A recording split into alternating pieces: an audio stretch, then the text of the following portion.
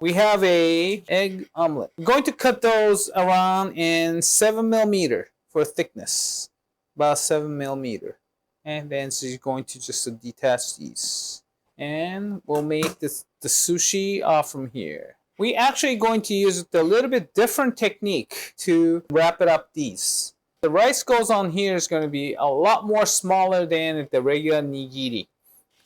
Almost like a 2/3 of what you making for sushi. Then you grab the egg right there.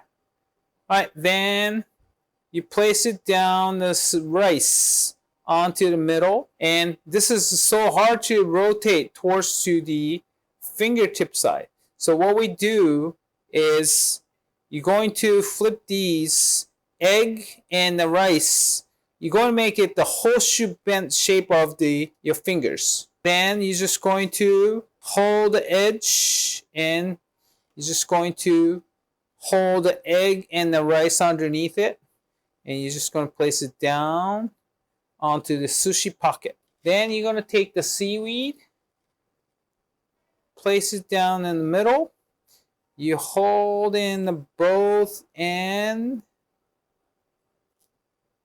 and going to let them sit seaweed together.